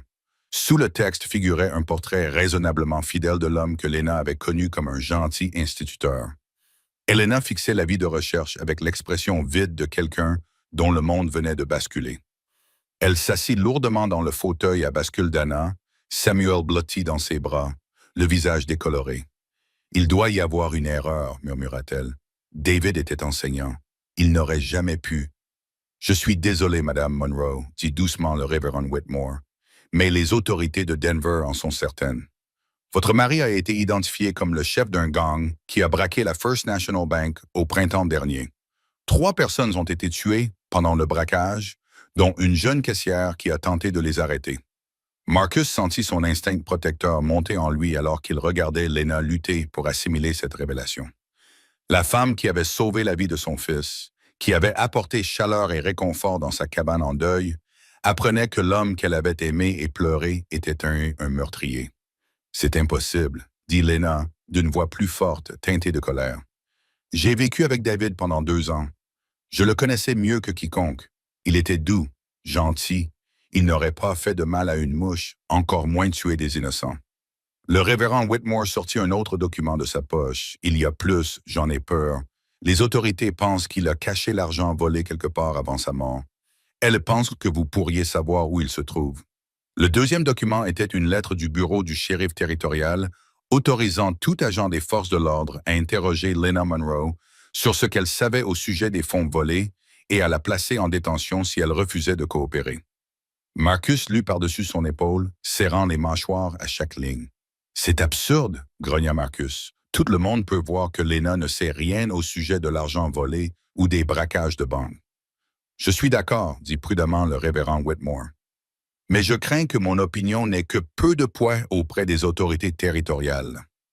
Madame Monroe, des hommes vous recherchent, des chasseurs de primes qui pensent que vous pouvez les mener à 30 000 $ d'or volé. » Lena baissa les yeux vers Samuel, qui s'était endormi dans ses bras, inconscient de la tempête qui se préparait autour d'eux. « Comment m'ont-ils trouvé? Votre ferme a été incendiée, mais des voisins se souviennent avoir vu une femme correspondant à votre description quitter les lieux. Ils vous traînent depuis lors. » La voix du révérend était apologétique mais ferme. « Ils ont peut-être un jour de retard sur moi, voire moins. » Marcus se dirigea vers la fenêtre, scrutant la forêt avec l'instinct d'un homme qui avait survécu à d'innombrables dangers. L'isolement paisible qui les avait protégés tout l'hiver leur semblait désormais être un piège. Il n'y avait qu'un seul chemin menant à sa cabane, et quiconque le suivrait les trouverait sans qu'ils aient nulle part où fuir.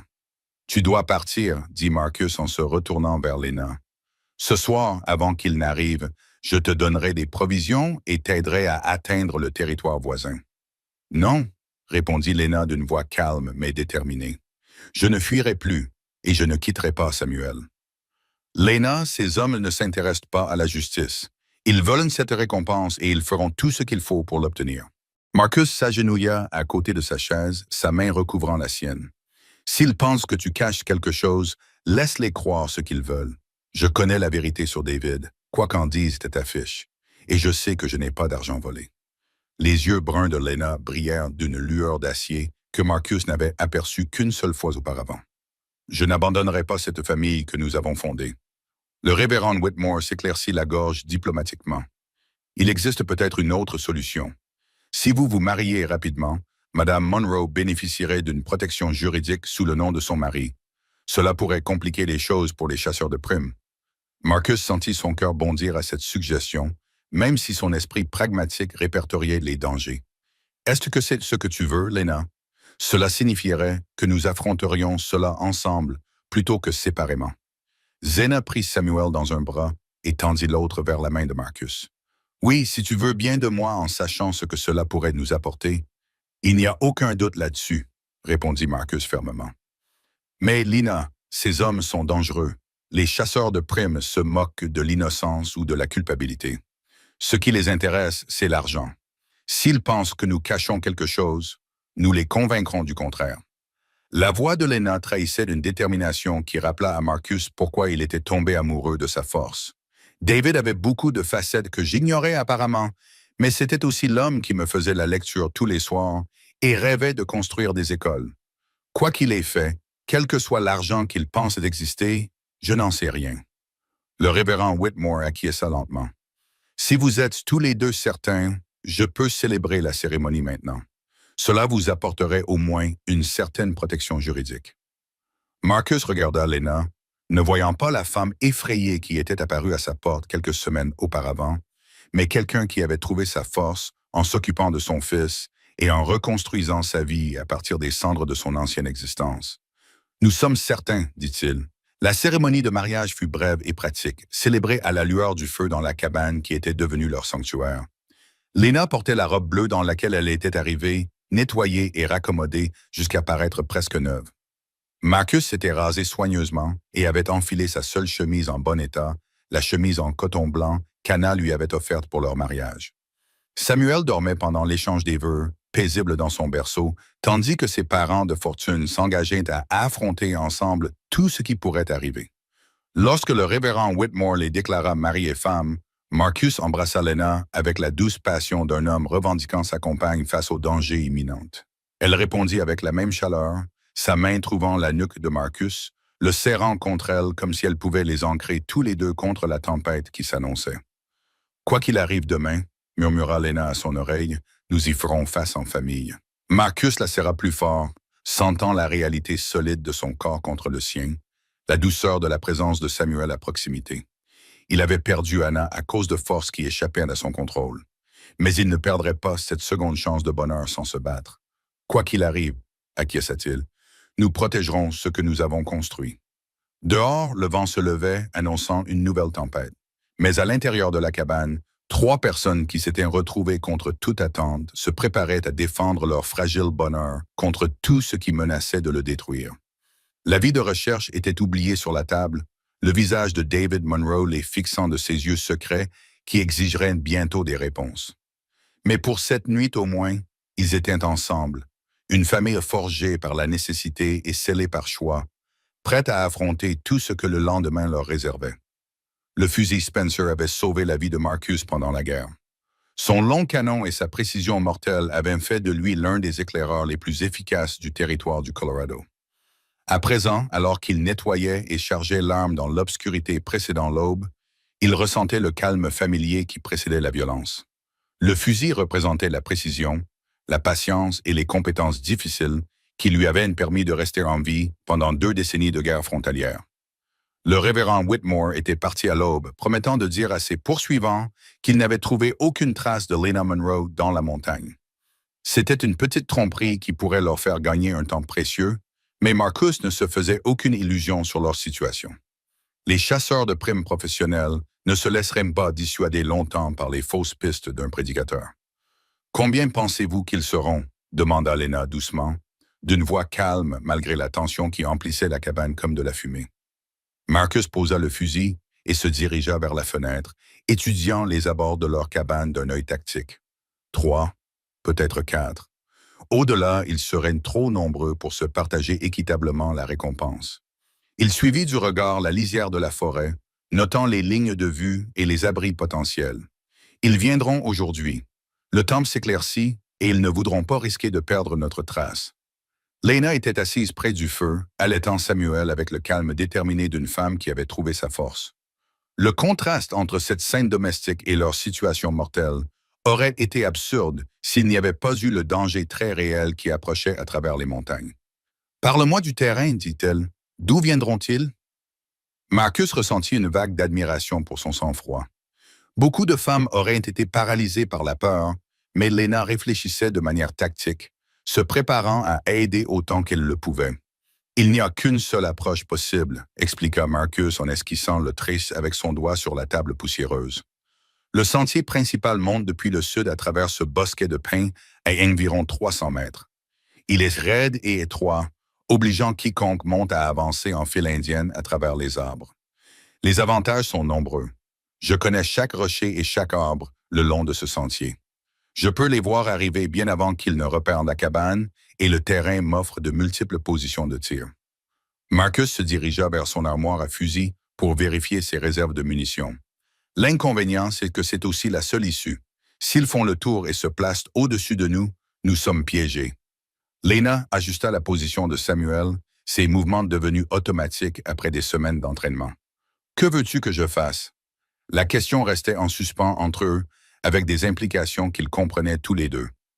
Marcus demandait à sa nouvelle épouse de prendre part à une confrontation potentiellement mortelle, et Lena acceptait cette responsabilité sans hésitation. « Protège Samuel avant tout, » dit Marcus fermement. « Il y a une cave à légumes sous la cabane. Anna a insisté pour que je la creuse pour stocker des conserves. Elle est accessible par la trappe à côté du lit. Si les coupes de feu commencent, emmène Samuel là-bas et ne sors pas avant que je te donne le feu vert. Et si tu ne peux pas donner le feu vert, » Marcus la regarda droit dans les yeux. « Alors attends la nuit et essaie de rejoindre le village. Suis le ruisseau qui descend la montagne.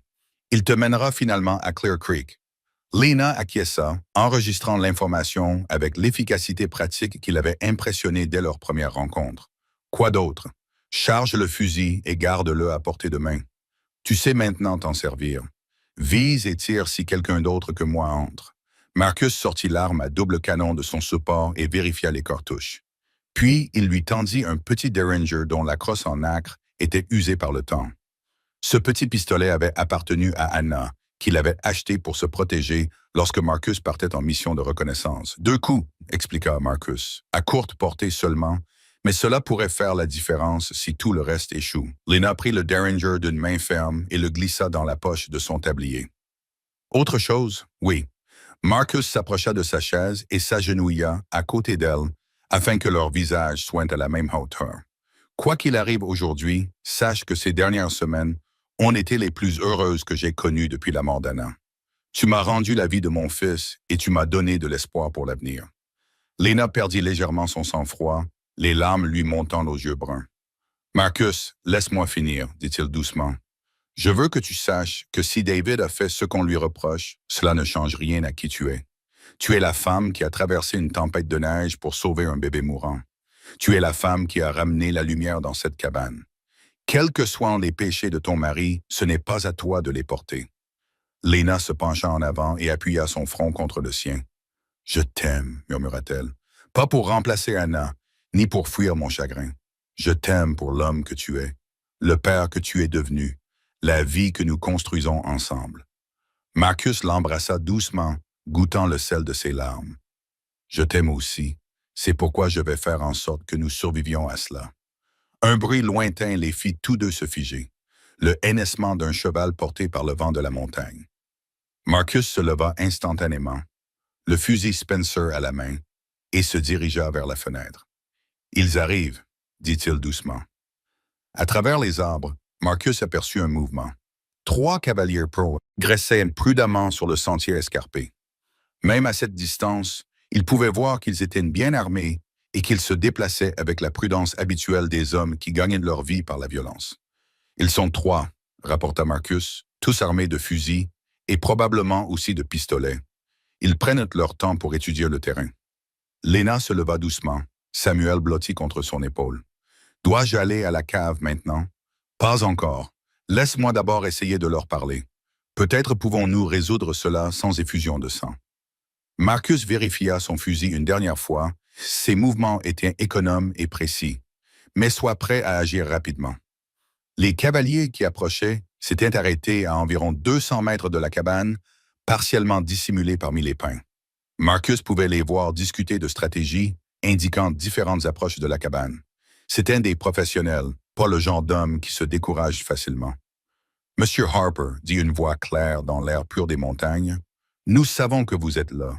Nous voulons simplement parler à votre femme au sujet des affaires de son mari. » Marcus se plaça près de la fenêtre, fusil prêt, mais encore invisible pour les hommes à l'extérieur. « De quelles affaires s'agit-il » répondit-il. « Les affaires liées aux 30 000 d'or volés. Envoyez Madame Monroe dehors et personne ne sera blessé. »« Il n'y a pas de Madame Monroe ici » répondit Marcus. Techniquement, c'était vrai, puisque Lena portait désormais son nom. Juste ma femme et mon fils en bas âge. Il y eut une pause, puis les trois hommes se concertèrent. Marcus profita de ce moment pour étudier leur position, remarquant qu'ils s'étaient dispersés pour couvrir plusieurs angles d'approche. C'étaient effectivement des professionnels. Nous l'avons suivi jusqu'ici, Harper. Ne complique pas les choses inutilement. Marcus sentit la main de Lena toucher son épaule. Elle s'était approchée suffisamment pour parler à voix basse sans être entendue à l'extérieur. « Laisse-moi leur parler, » murmura-t-elle. « Je pourrais peut-être les convaincre. »« Non, » répondit Marcus fermement. « Dès qu'ils te verront, ils te prendront de force. Je ne prendrai pas ce risque. » Un autre cri retentit à l'extérieur. « On monte pour discuter, Harper. Ne fais rien de stupide. » Marcus regarda les trois hommes s'avancer, utilisant les arbres comme couverture pour se rapprocher de la cabane. Ils se déplaçaient avec une précision militaire, n'exposant jamais plus d'un homme à la fois aux tirs potentiels provenant des fenêtres de la cabane. « La cave !» dit Marcus à voix basse. « Maintenant !» Maintenant, Lena se précipita vers la trappe et la souleva pour révéler la petite cave à légumes sous la cabane. « Fais attention » murmura-t-elle en disparaissant dans l'obscurité avec Samuel. Marcus s'installa derrière sa fortification de fortune constituée de meubles renversés, le fusil Spencer posé sur un support stable. À travers la fenêtre, il pouvait voir que les chasseurs de primes s'étaient rapprochés à moins de 50 mètres, suffisamment prêts pour tirer avec précision, mais toujours à couvert derrière les arbres. Les derniers moments paisibles de son nouveau mariage étaient sur le point de se terminer dans la violence. Mais Marcus sentit le calme froid d'un soldat professionnel prendre le dessus. Il avait déjà protégé ce qui lui tenait à cœur, et il le ferait à nouveau. La guerre était sur le point d'atteindre son sanctuaire dans les montagnes, mais cette fois, il se battait pour plus que son devoir ou sa survie. Cette fois, il se battait pour l'amour, pour sa famille, pour l'avenir que Lena et lui avaient osé construire ensemble. Le fusil Spencer était chargé et prêt. L'ennemi avançait, et Marcus Harper, montagnard et ancien éclaireur de cavalerie, se préparait à défendre sa maison avec toutes les compétences qu'il avait acquises au cours de 20 années de guerre frontalière. Le hochet en bois de Samuel gisait, oublié, sur le sol de la cabane. Marcus avait sculpté ce jouet avec tant de soin pendant les soirées tranquilles, lorsqu'ils croyaient que leurs plus grandes épreuves étaient derrière eux. À présent, la petite sphère en bois au son doux semblait se moquer de la violence qui approchait de leur sanctuaire. Elle leur rappelait la vie innocente qu'ils se battaient pour protéger. Le premier chasseur de primes sortit de la liane, son fusil levé, et s'avança en position accroupie vers le mur nord de la cabane. Marcus le suivit à travers le viseur du Spencer, le doigt posé légèrement sur la gâchette. L'homme était peut-être à 40 mètres, assez près pour être tué à coup sûr, mais Marcus ne tira pas. Une fois les coups de feu tirés, il n'y aurait plus de retour possible à une négociation pacifique. Dernière chance, Harper. La voix du chef résonna depuis les arbres. « Envoyez la femme dehors et nous faciliterons les choses pour tout le monde. »« Il n'y a pas d'argent volé ici, » répondit Marcus. « Ma femme ne sait rien au sujet d'un braquage de banque. »« Votre femme? Oh, pause, puis rire cruel. Eh bien, cela change quelque peu la donne. La veuve Monroe s'est trouvée un protecteur, n'est-ce que pas? » Marcus sentit sa mâchoire se crisper devant le ton grossier de l'homme. Ce n'étaient pas des hommes de loi en quête de justice. C'étaient des prédateurs chassant ce qu'ils considéraient comme une proie facile. « Peu importe qu'elle ait épousé toute la cavalerie, » cria une autre voix. « Elle a des informations dont nous avons besoin, et nous l'emmènerons d'une manière ou d'une autre. » La négociation était terminée. Marcus appuya sur la détente du Spencer au moment où le premier chasseur de primes levait son fusil vers la fenêtre de la cabane. Le silence de la montagne explosa dans un tonnerre, et une fumée lorsque le lourd fusil rebondit contre l'épaule de Marcus. À travers la fumée de poudre qui flottait dans l'air, il vit l'homme tourner sur lui-même et tomber, son âme s'échappant de ses doigts engourdis. La riposte fut immédiate et violente. Des coups de fusil éclatèrent depuis 2 positions dans les arbres, les balles éclatant les murs en rondins de la cabane et brisant la vitre de la fenêtre au-dessus de la tête de Marcus. Il roula sur le côté pour s'éloigner de sa position alors que des éclats de bois pleuvaient, actionnant déjà le levier du Spencer pour charger une autre cartouche. « Restez baissé !» cria-t-il en direction de la cave, bien qu'il n'entendît aucun bruit provenant d'en bas. Lena faisait taire Samuel d'une manière ou d'une autre, probablement en lui couvrant doucement la bouche de sa main. Marcus rampait vers la fenêtre est de la cabane, restant baissé alors que d'autres balles transperçaient les murs. Ces hommes s'étaient bien positionnés, couvrant plusieurs angles, de sorte qu'ils ne pouvaient pas rester dans une seule position défensive. Mais ils avaient également révélé leur emplacement par les éclairs des bouches à feu, et les yeux de Marcus étaient habitués à lire le terrain au combat. Une ombre bougea entre les arbres. Le deuxième chasseur de primes essayait de se rapprocher de l'angle mort de la cabane. Marcus attendit que l'homme s'engage dans son prochain mouvement, puis tira à travers l'espace entre deux troncs de pin. La balle atteignit le chasseur de primes à l'épaule, le faisant tourner sur lui-même, mais sans le faire tomber. L'homme blessé trébucha en arrière pour se mettre à couvert, jurant bruyamment. « Bon sang, Briggs!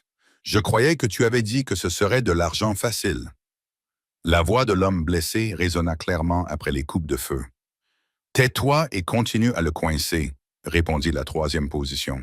« Mountman ou pas, il n'a qu'un fusil contre trois. » Mais Marcus avait appris les tactiques d'infanterie auprès d'hommes qui avaient combattu à Gettysburg et Shiloh, et il comprenait quelque chose que les chasseurs de primes ignoraient. Les positions défensives multipliaient l'efficacité d'un seul homme lorsqu'elles étaient utilisées correctement. Les épais murs en rondins de la cabane arrêteraient la plupart des balles, et les petites fenêtres lui offraient un champ de tir contrôlé tout en limitant son exposition. Plus important encore, il se battait pour sa famille, tandis qu'eux se battaient pour l'argent. Cette différence de motivation pouvait compenser un désavantage significatif.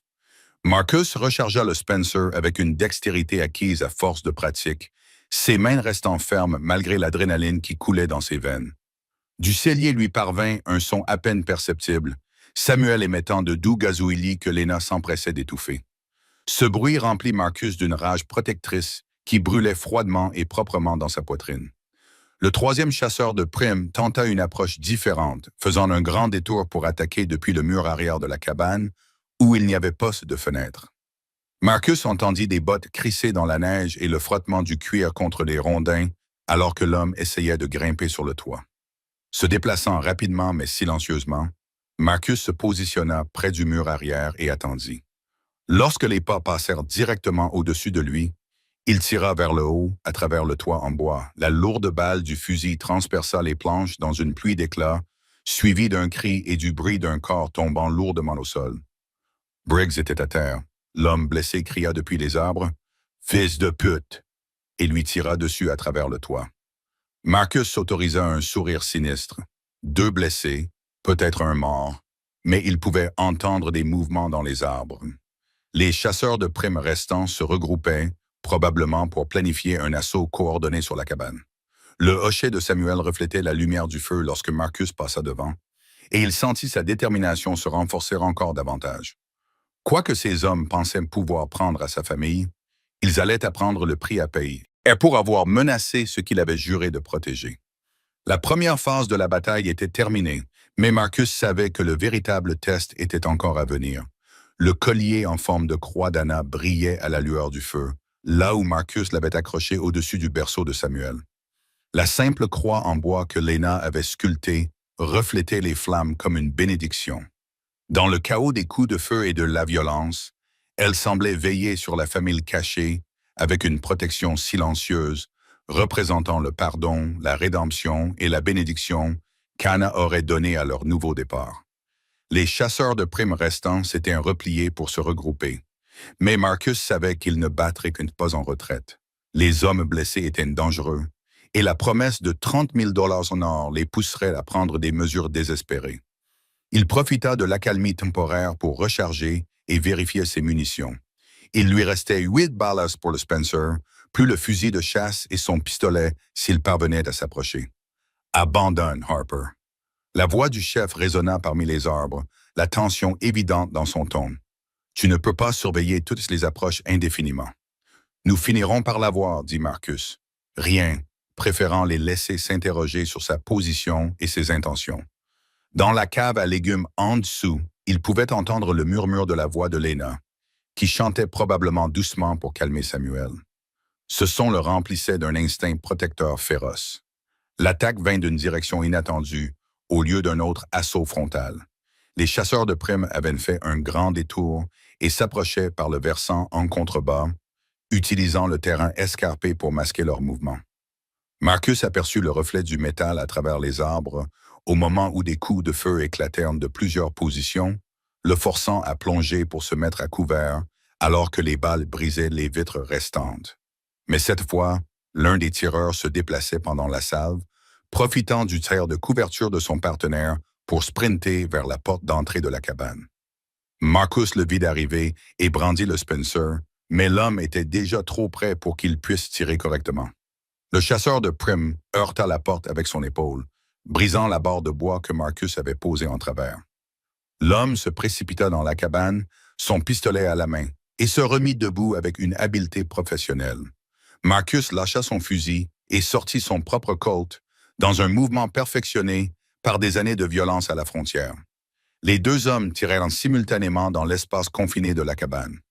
Les flashs des canons illuminèrent la pièce comme des éclairs.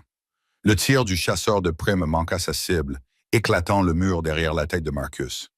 La balle de Marcus atteignit l'homme en plein cœur, le faisant tomber instantanément. Mais le coup de feu avait révélé la position de Marcus au tireur resté à l'extérieur. Des coups de fusil éclatèrent dans les arbres, les balles transperçant les murs de la cabane dans un motif mortel. Marcus roula derrière la table renversée, des éclats de bois pleuvant, alors que les lourdes balles déchiraient le mobilier. Une balle passa si près de sa tête qu'il sentit le souffle de son passage. Puis vint un bruit qui lui glaça le sang, la trappe de la cave à légumes s'ouvrant brusquement. « Restez en arrière !» La voix de Lena était aiguë de peur, mais déterminée. « Je suis armé. » Marcus sentit son sang se glacer lorsqu'il comprit ce qui s'était passé. Le chasseur de primes blessé avait dû contourner la cabane, trouver l'entrée cachée de la cave depuis l'extérieur et menaçait désormais directement sa famille. « Lâchez ça, madame, ou le bébé sera blessé, » dit une voix rauque depuis le dessous. « Je n'ai plus rien à perdre maintenant. » Marcus se déplaça plus vite qu'il ne l'avait fait depuis ses jours dans la cavalerie, sautant par-dessus sa barricade de fortune vers l'entrée de la cave. Il arriva juste à temps pour voir le chasseur de primes blessé sortir de la trappe, son pistolet pointé sur Lena, qui se tenait debout, protectrice, au-dessus du berceau de fortune de Samuel. Le bras gauche de l'homme pendait, inutilisable à cause du tir précédent de Marcus, mais sa main armée était suffisamment stable.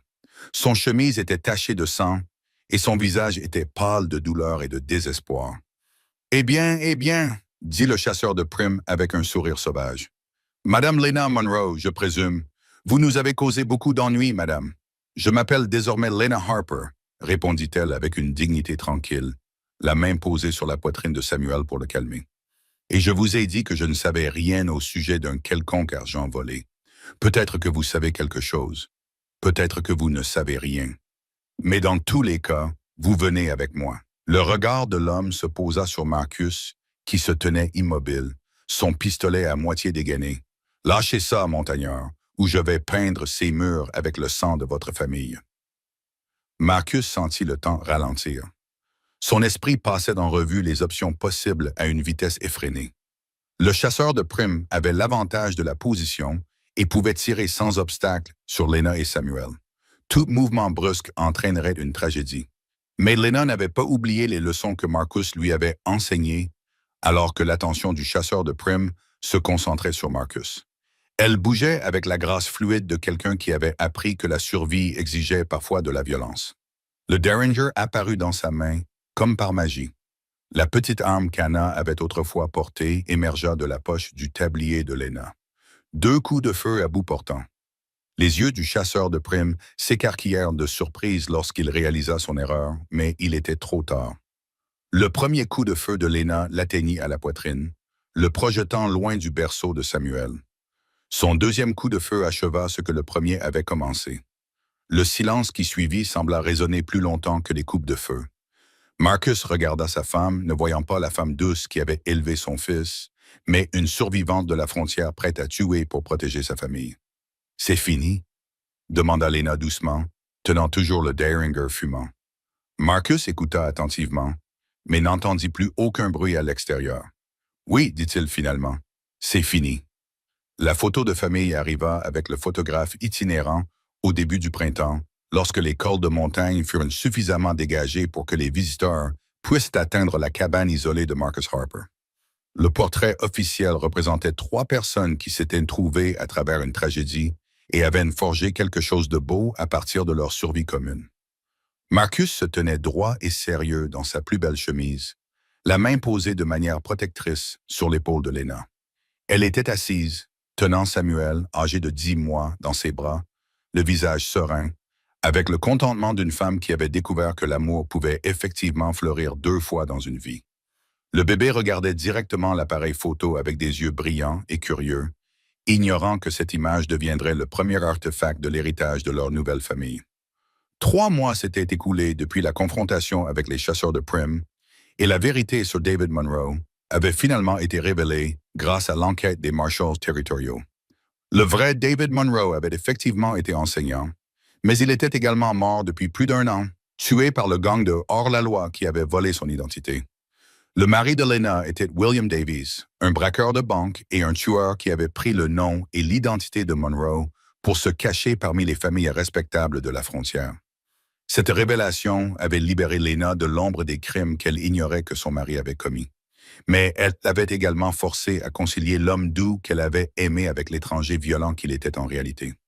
Marcus l'avait observé surmonter cette découverte avec la même force tranquille qu'elle apportait à tout le reste, émergeant non pas brisé, mais affiné comme l'acier trempé dans le feu. « J'ai pleuré David Monroe », avait-elle dit à Marcus un soir, alors qu'ils étaient assis près du feu. Mais William Davies était un étranger qui portait le visage de mon mari. Je ne pleurerai pas, un mensonge. La colonie de Clear Creek Valley s'était considérablement développée au cours de l'hiver, de nouvelles familles arrivant à mesure que se répandait la nouvelle du riche potentiel agricole des vallées montagneuses. Le gouvernement territorial avait créé une véritable école, et lorsque le conseil municipal avait appris que Lena Harper avait une expérience dans l'enseignement, il lui avait proposé le poste avec enthousiasme.